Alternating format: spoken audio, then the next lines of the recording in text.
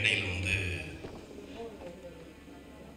திரு மதியழகன் அவர்களுடைய ஆடியோவே வரலையா? இவ்வளவு கேட்குது. ஆமா, அந்த ஸ்பீக்கர் தான் குத்துனப்ப அங்க இருக்க பிளக் ஒருத்தர் பிடிங்கி மாட்டிக்கிட்டே இருக்காரு. சார்ஜ் போறேன்னு வரிசையா போய் அந்த ஸ்பீக்கரை பாருங்கப்ப. நீங்க இப்ப பிரவீன்காந்த் பேசும்போதெல்லாம் வரல, உங்களுக்கு சுரேஷ் கமாஸ் பேசும்போது வரல, வேண்டாம் இருந்திருக்கீங்க. நீங்க எல்லாம் எப்படியாவது வரல. நீங்க தெரியுதா? இவங்க நம்பி இந்த பஞ்சாயத்து பேசுறீங்க. நீங்க எல்லாம்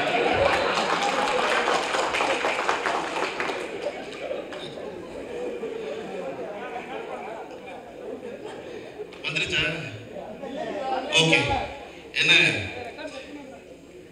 நான் சொல்லணும்னு நினைச்சேன். என்னப்பா எல்லா இடத்துலயும் இருக்கு, எப்ப பார்த்தாலும். அதாவது திரையுலகில் அதனுடைய தொழில்நுட்ப விஷயங்களை வெளிப்படையா சொல்றோம். நல்லது, புதியவர்கள் நிறைய பேர் வரக்கூடும். ஓ, இது இவ்வளவு எளிமையானதா? இவ்வளவு சிக்கல் இல்லையா சினிமா எடுப்பது? இதான் கேமராவா? இவ்வளவுதான் அமைப்பா? இவ்வளவுதான் திரைக்கதையா? அப்படின்னு தெரிஞ்சா பல நூறு இளைஞர்கள் உள்ளே வரக்கூடும். அதனால தெரிவது நல்லது எல்லோருக்கும். ஆனா ஒரு தயாரிப்பாளருக்கும் இன்னொரு தயாரிப்பாளருக்கும் தயாரிப்பாளர் கவுன்சில் இருக்கிறது இவ்வளவு தெரிஞ்சுன்னா யாராவது வருவாங்களா? எனக்கு என்னன்னா ரொம்ப பாவம் வந்து அவங்க யாரு ஸ்டார் போலாரிஸ், அது 4 பேர் உட்காந்துருக்காங்க பாருங்க. பொதுவாக நமக்கு வந்து மொழி புரியாட்டினாலும் ஓவரால் எமோஷன்ல ஒன்று புரியும். அந்த 3 பேர் ஆகா பெரிய ரிஸ்க் எடுத்துவிட்டோம் போல இருக்கு, இந்த பாட்டில நம்பி நம்ம கப்பலை வாங்கி விட்டோமே அப்படின்னு. கப்பலோட்டை தமிழ் ஒரு காட்சி இருக்கும். அது வாவு சிதம்பரம் வந்து ரொம்ப சிவாஜி வந்து உணர்ச்சி பிரபாகமா நடிச்சு கப்பல் வாங்கி சுதேசி கப்பல் விட்டு எல்லாம் முடிச்சு வெள்ளைக்காரனால சிறைக்கு போயிடுவாரு. சிறைக்கு போனதுக்கு அப்புறம் என்ன செய்வாங்கன்னா, ஆவுசி வாங்கின கப்பலை வந்து கொஞ்சம் கொஞ்சமா உடச்சி வித்துருவாங்க எல்லா பக்கமும். இப்ப உள்ள இருந்து வாவுசி வந்து உள்ள செக்குலாம் எடுத்துட்டு நம்ம கப்பல் ஓடுதுன்னு நம்பிக்கிட்டு வெளியே பெருமையா அப்படின்னு தோல்லாம் தூக்கிட்டு வருவாரு. வந்தா வெளியே ஒருத்தர் வாயில துண்டை வச்சு பொத்திக்கிட்டு அழுவார். அப்படியே வாவுசி கேட்பாரு, என்னாச்சுன்னு. இந்த பாவிகளை நம்பியாயா கப்பல் வாங்கி விட்டீங்க அப்படின்னு. அந்த மாதிரி நமக்கு அங்கிருந்து மொழி புரியாம வந்திருக்க 3 பேரை ஆளாக்கிடுவீங்க போல எல்லாரும் சேர்ந்து. இதுல எல்லாத்தையும் சொல்லிட்டு வேற அவருக்கு ஒரு ஆள் வேற வாங்க வாங்க, இது ரொம்ப பிரமாதமான இண்டஸ்ட்ரி அப்படின்னு. அவர் வந்திருக்கிறது இண்டஸ்ட்ரியை நம்பி இல்ல, மதியழகனை நம்பி. என்ன மதியழகன் இப்ப எல்லோரும் வந்து தமிழகம் முழுவதும் டெல்லிக்கு போவதை விரும்பி கொண்டிருக்க நேரத்துல நானும் டெல்லிக்கு போனேன். நான் போனது மதியழகனை பார்க்க, மதியழகனுடைய அழைப்பின் பேர்ல. அதான் நான் முதல்ல டெல்லிக்கு போனது. அவர் சினிமாவின் மேல் கொண்டிருந்த காதல், அதையெல்லாம் எல்லாரும் சொன்னாங்க. அதுவெல்லாம் உண்மைதான். அந்த காதல் நிலைச்சு இருக்கணும், தொடர்ந்து நிறைய படங்கள் பண்ணணும். இந்த படத்தை வந்து கொலையுதிர் காலங்கிற இந்த படம் வந்து அவருடைய படங்களே பார்த்தீங்கன்னா வாங்கி வெளியிடுற படங்களே ஒன்றுக்கொன்று தொடர்பில்லாதவைகளாக இருக்கும். இந்த கடைசிக்கு அந்த கடைசிக்கு அவங்க நெடுநாள் வாடகை அவர் வாங்க விரும்பினாருங்கிறது எனக்கு ஒரு புதிய செய்தி. ஆனால் நீங்கள் அதை வாங்கியிருக்கணும். இன்னும் கூடுதல் வெளிச்சம் பாய்ச்சப்பட்டிருக்கும் அந்த படத்தின் மேலே. எப்பொழுதும் நம்ம வந்து ரொம்ப சிறந்த காரியங்களை செய்வதற்கு தான் தேங்கி பல தடவை யோசிப்போம். அந்த மாதிரி தயங்காமல் நீங்கள் இந்த மாதிரி தொடர்ந்து பல வேலைகளை செய்யணும்.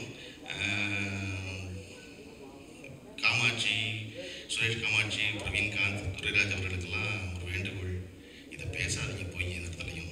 துரைராஜ் சார் நானும் சேர்ந்து ஒரு படம் மாட்டிக்கிட்டு 3 நாள் வேலை பார்த்தோம். நானும் காரணம் கிடையாது, அவரும் காரணம் கிடையாது, அவரும் காரணம் கிடையாது, சூழல் காரணம். ஆனால் ஒரு நாளும் நானும் அவர் அந்த கவுன்சில் போய் பேசினதே கிடையாது. பக்கத்தில் ஒருத்தர் கேட்டுக்காரு, அது நானும் அவரும் பேசியிருக்கோம். திருப்பி ராத்திரி முதல்ல உட்காந்து பேசியிருக்கோம், அது என்ன பண்ணி வெளியே கொண்டு வருதுன்னு. ஆனால் ஒரு நாள் நான் கவுன்சில் போய் பேசினதில்லை. நான் இவ்வளவு பேசுகிறேன், என்னைக்காவது பேசுகிறேன் கேளுங்க.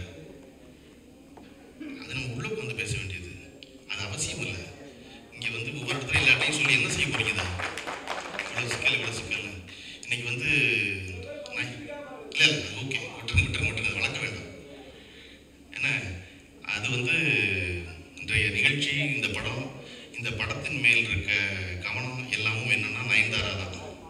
நயன்தாரா அவர்கள் இந்த விழாவுக்கு வர முடியலை, வேற எங்கேயோ இருக்காங்க, வேலையாங்கிறது எனக்கு தெரியாது. எனக்கு மதியழகன் கூப்பிட்டாரு, சரி நான் வந்துட்டேன். வந்ததுக்கப்புறம் தான் சக்கரி டாலிட்டி தான் அந்த படத்துக்கு இயக்குனர் தெரிஞ்சு. அப்புறம் அவர் யூஎஸ்ல இருக்காரு, அவரும் வரலன்னாரு. நயன்தாரா அவர்கள் வரலைங்கிறது தெரிஞ்சவொன்னே ஒரு வகையில் நான் வந்து சந்தோஷப்பட்டேன். ஏன்னா நயன்தாரா வந்திருந்தா சுசீந்திரன் என்ன செஞ்சிருப்பாரு, நாளைக்கு நயன்தாராவே அரசியல் கூப்பிட்டுருப்பாரு, வாங்கன்னு. அவர் யாருக்கு கூட்டாலும் அவர்களெல்லாம் அரசியல் கூப்பிடுறது வழக்கம் வச்சிருக்காரு. எங்கெல்லாம் என்ன புரியாதுன்னா, மீன்குட்டி நல்லா நீந்துதே தண்ணி இல்லைன்னு டக்குன்னு எடுத்து 2ஆ வெட்டி குழம்புல போட்டு என்ன நீந்தவே மாட்டேங்குது அப்படிமா. அது அங்க நீந்திக்கிட்டு இருந்தது. அதை எடுத்து கொலை போட்டு நீந்த பார்த்தீங்கன்னா அந்த மாதிரி எல்லோரையும் அரசியலுக்கு அழைத்து கொண்டிருந்த காலத்துல அதை பற்றி பேச வேண்டிய விஷயங்கள் இருக்கும்போது தயாரிப்பாளர்கள்லாம் காவலாளிகள் போல் வெளியே இருக்கிறார்கள்ங்கிறதுல கவனம் செலுத்தாதீங்க. இந்த நாட்டில் பிரதம மந்திரிகள் எல்லாம் காவலாளிகளாக ஆகிவிட்ட காலம் இது. 5 வருஷத்துக்கு முன்னாடி உள்ள போகும்போது முத்தம் கொடுத்துட்டு நான் ப்ராக்ரஸ் ரிப்போர்ட்டோட வெளியே வருவேன். நீங்க 5 வருஷம் முடியும் போது நான் ஒரு மிகச்சிறந்த காவலாளிங்கிறீங்க. எங்க அந்த ப்ராக்ரஸ் ரிப்போர்ட் அதை கொடுப்பா, அதை சொல்லித்தானே உள்ள போனீங்க. 5 வருஷம் கழிச்சு நான் வருவேன், மறுபடியும் உங்கள்கிட்ட ப்ராக்ரஸ் ரிப்போர்ட்டோட வருவேன். நீங்க தான் வந்து எனக்கு மார்க் கூட போறீங்க. எங்கப்பா ப்ராக்ரஸ் ரிப்போர்ட்னா நான் காவலாளிங்கிறது. அதனால தயாரிப்பாளர்கள் காவலாளிகளுக்கு முக்கியம் இல்லை, நாட்டின் காவலாளிகள் யாரும் முடிவு செய்ய வேண்டிய நேரம் இது. என்ன அது ரொம்ப கவனத்தில் வச்சுக்கோங்க.